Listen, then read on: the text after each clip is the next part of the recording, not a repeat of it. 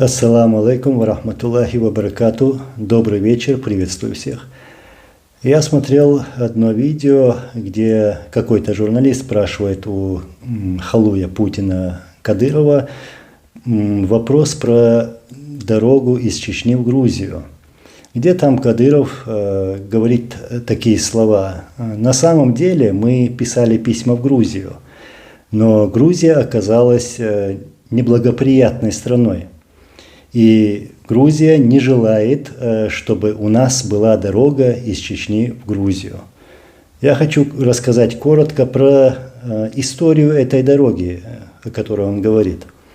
Так вот, эта дорога на самом-то деле началась строить после окончания Первой русско-чеченской войны. И начали обсуждать эту дорогу во время встречи Масхадова и Шеварднадзе, двух президентов. Я был на этих встречах во время поездки, официальной поездки нашей делегации в Грузию, где мы встречались во главе с нашим президентом, конечно же, с президентом Грузии Шеварднадзе, а также с нашими земляками, которые проживают в Панкисском ущелье. И с тех пор началось обсуждение и планирование этой дороги. И мы начали ее строить после этой встречи, и уже где-то, когда уже началась война, Вторая русско-чеченская война, все это прекратилось. То есть там оставалось проложить несколько километров дороги, и была бы уже Грузия. Из-за российской войны, которая была навязана нам, была приостановлена эта работа. И, конечно же, я помню эту встречу, обсуждение и планирование этой дороги. Мне очень запомнилась встреча Масхадова с нашими чеченцами, которые там проживают. И в то время Масхадов и говорил, что горы, которые как будто бы нас разделяют, на самом-то деле нас объединяют. И поэтому у нас должна быть эта дорога, чтобы два народа, два соседа, братья имели проезд к ним и к другим, туда и обратно, спокойно. И почему Кадыров, Путин хочет иметь эту дорогу? Знаете, это стратегическое место. Почему Грузия не хотят, чтобы была достроена эта дорога, этот участок? Я думаю, что это риск. Грузины не забыли, что сделали русские в 2008 году, когда вторглись на их территорию, начали войну, убивали их земляков, грузинов.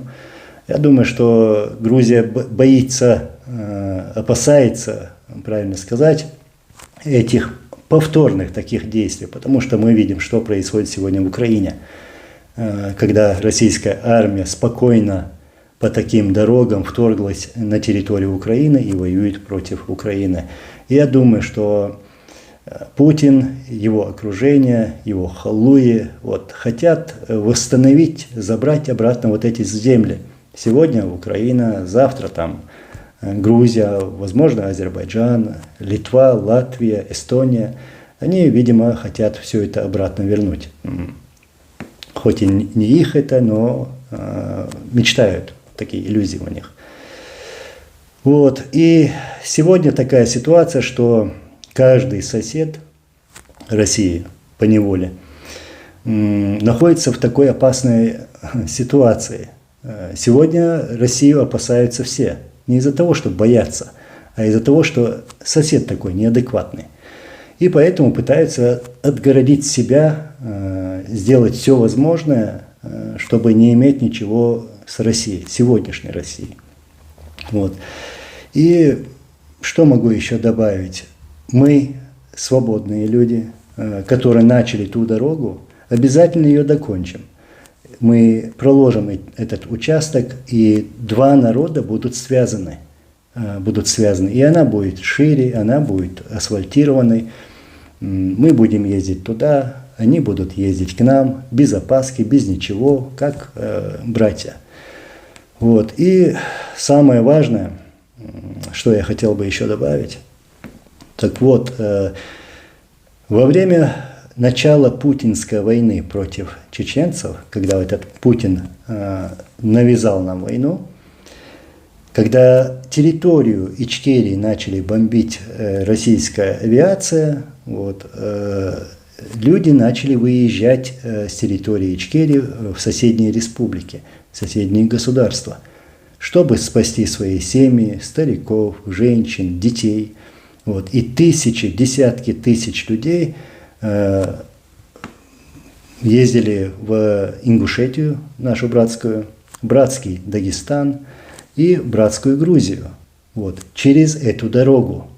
И эту дорогу, этих беженцев бомбила российская авиация. И поэтому я могу спокойно сказать, что эта дорога была дорога жизни.